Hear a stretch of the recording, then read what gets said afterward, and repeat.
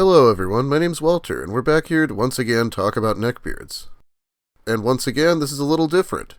This is in fact not a story about the worst neckbeard I could find, but the worst story about a neckbeard that I could find.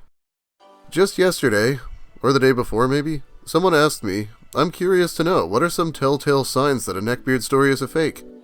Like, I'm not looking for a huge answer, of course, more like just a quick crash course as to what is considered a big sign that, yeah, this neckbeard story is fake.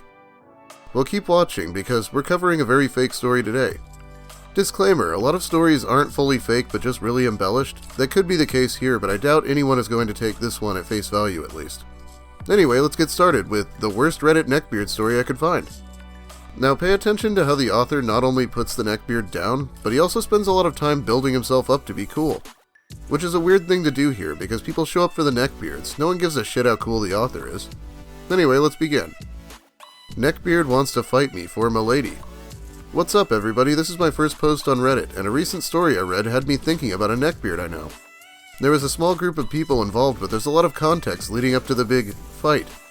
Lalo, mutual friend of JD. Liv, girlfriend at the time. Viv, Liv's best friend. JD, the neckbeard. So back in the day I dated this girl for a better part of 2 years. It wasn't anything serious, just some puppy love, you know? Anyways, before I started dating her, I spoke to Lalo about her. See, me and Lalo were pretty comfortable discussing who we had feelings for and all that, but we always made it a habit to never discuss it around JD. For good reason. Every time I had a crush on a fellow female student, immediately he would ask them out. It was almost as if he wanted to find out who I liked so he could try to win them over before I made a move. He was not only a neckbeard, but also he was a nice guy. Why don't these bitches love me, dude? I swear I can treat them better than any of those dicks can, he would retort in class. Now is a good time to mention that Lalo is a friend of mine, but I also was really good friends with the popular kids, the Chads if you will. He hated their guts for no reason. It's funny though, because one of the guys in that group was his cousin, his own flesh and blood. He would talk so much shit about them, assuming I would get offended. I did defend them the best I could, and Lalo didn't have a problem with them, but JD was very confident that they would turn me to the dark side. Anyways, I told Lalo I kinda got a thing for her, and most of the times I tell him about a crush, he's usually like, hopefully she feels the same way, but with Liv, his eyes lit up and immediately said, dude, ask her out, dude, do it, do it. And that's when I knew something was up. I could bore you with how I came to ask her out. It was very, very, very cheesy and cringeworthy, so I'd rather not remember it, but that's a story for another time. Anyways, the school finds out we're dating and everyone approves. Not to toot my own horn, but I was the third smartest kid in the school. The second was Liv, and the first was Viv. Wild, I know. Yeah, there's a really suspect detail. That didn't have to be said at all, and it draws attention to things. Hey guys, I don't understand how big paragraphs should be, but really I'm a genius. I would omit that detail if it was my story, even if it was true. It's coming across as way too Reddit I am very smart. So when word spreads, JD is absolutely livid and doesn't want to talk to me at all. Every time I walk up to Lalo and him, JD walks away, ignoring me. Honestly, he was a bit of an annoyance during that time period, as he used to snitch on me for every little joke, and eventually told the assistant principal, who I had a good relationship with, about it and almost ruined it. Thankfully, I was able to fix things with her, as she helped me with a letter of recommendation for a college program like 2 years later. It's really telling that the author just says oh well and puts up with this guy literally snitching on him all the time, because who would do that? Also, more bragging, he's in good with the assistant principal. Also, he's a genius, but he can't use the right word for principal, of course. Anyways, point is, ignoring him was a blessing. He literally only talked to Lalo, so I told Lalo that it wasn't personal, but I won't be spending much time with him since I didn't want JD to sit alone. It wasn't until after everything that I found out he was mad because I started dating Liv, who he apparently had a huge crush on. Lalo understood my sentiment, and I spent more time with the Chads and Liv. I still talk to Lalo from time to time, and he tells me that JD is just shit-talking the fuck out of me. Eventually he starts these rumors that I'm verbally abusive to Liv and that I'm controlling with her, which are both very, very, very untrue. I rarely yell at people and didn't use profanity around Liv as she didn't like me talking like that. We also had a very open relationship, in the sense that I was able to talk to other girls as friends and even have a female best friend, and she was allowed to do the same. The rumor got so bad that I got called to the office and had to meet with the counselor and principal on what healthy relationships look like. You could imagine my embarrassment when I had to sit there and be taught about relationships with two people I never disclosed any info to. I found out later Liv had the same talk, but they gave her a domestic abuse hotline number. It was wild, man. Fast forward to our second year dating and we decide to take a small break. We were both really stressed about school, so we both agreed a break could help us get our lives together. We were on a break for about a month. As soon as JD found out we broke up, he immediately tried to win Liv over.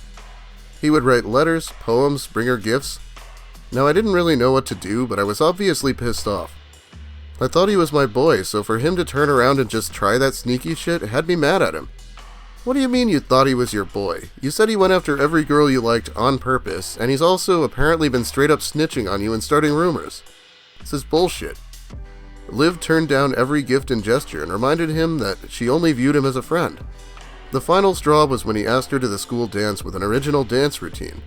I know, it was definitely cringe galore. Liv had had enough and told him no yet again. He then proceeded to call her names, and I was very close to getting into a shouting match with him, but Lalo held me back. The dance routine detail, I just don't believe. I wish I did because it would be very cringy, but it's too much. I go to the dance and so does Liv. We didn't go to the dance together, but by the end of the night we had gotten close yet again. 2 to 3 days later we got back together. JD was so pissed it wasn't even funny. He would scoff and leave the vicinity anytime me or Liv came around. Eventually another rumor about me started up again. So Liv and Viv were like best friends. They practically did everything together. Apparently Liv and Viv were having problems because allegedly anytime Viv wanted to hang out with Liv, she would ditch her and hang out with me. Wow, that is one boring-ass rumor. We go from abuse to that? This was another bullshit lie, as I rarely went anywhere with her outside of school, as her parents were super strict. So instead of asking JD, I asked Viv since me and her were cool. I don't remember the exact convo, but I legit asked her, "Yo, did you tell JD any of this?" And Viv replied with, "Dude, I never even spoke to that kid once." Now I ignored this rumor since this was a smaller one, and people knew he liked to lie, so I was stressing. Until it happened. Apparently he started texting Liv and told her all this nasty pervy shit while asking her for pictures and whatnot, and going on and on about how I'm a beta male and not a true man. Granted, I was in my emo phase, so I dressed emo, eyeliner, nail polish and all, so he called me fag and more slurs like that. When she refused, he started calling her names and talking about her family situation, which she's very open about. I remember that he said something along the lines of, "I understand why your dad hates your guts so much," which hurt her a lot as she struggled forming a relationship with her dad and having a good connection with him. Eventually she blocked him and called me crying. Now I'm a peaceful person, but when she showed me the screenshots, boy oh boy was I pissed. Okay, let's address the elephant in the room real quick. This is leading up to a fight, obviously. A fight doesn't mean the story isn't true, but it can be very suspect if it reads like something from Reddit that happened. And this one does, of course. He didn't come to school the next day, and neither did Liv, so I told Lalo to let him know that I was gonna fuck him up if I catch him outside of school. I will admit I acted poorly and irrationally, but at the time it seemed right. The next day he shows up in this fucking trench coat, the classic fedora and sunglasses in the middle of October.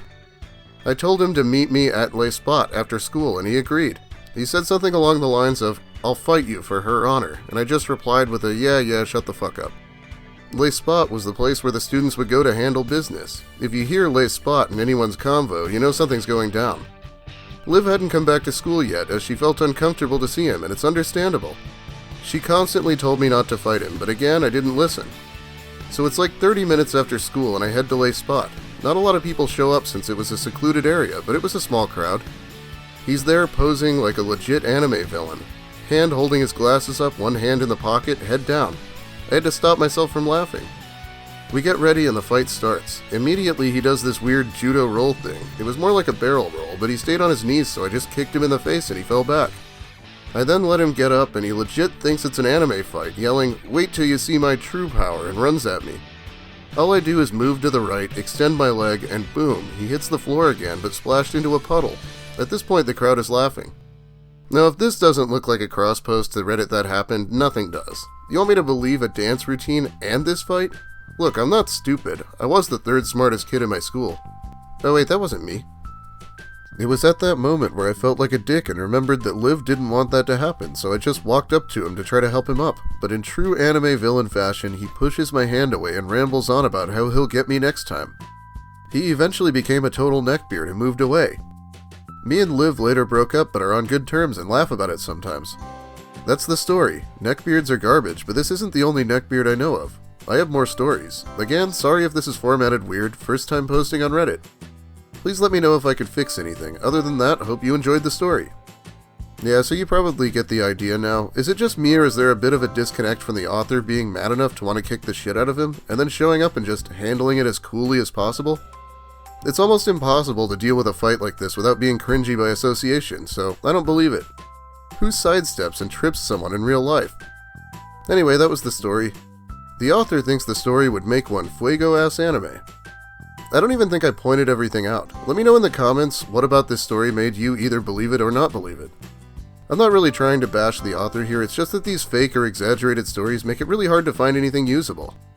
I actually tweeted about this earlier, and Q-Star gave me his opinion on the breakdown. Let's look at it real quick. I wouldn't say 90%, I'd say like 30% of submissions sound like people stretching the truth, 10% are completely made up, 20% are just too boring or uneventful, 20% are too personal/dark, 10% are unintelligibly written, and 10% are usable.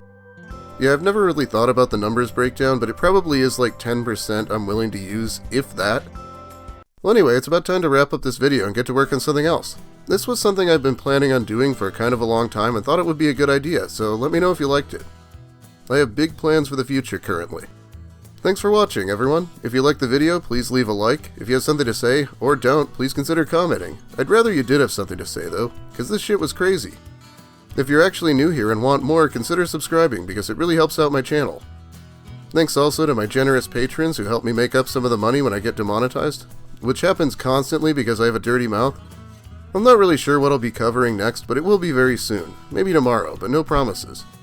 Have a great day, everyone, and don't ask a girl to the dance with a dance routine. I prefer the old standby. I'm just saying, you should Goku prom with me.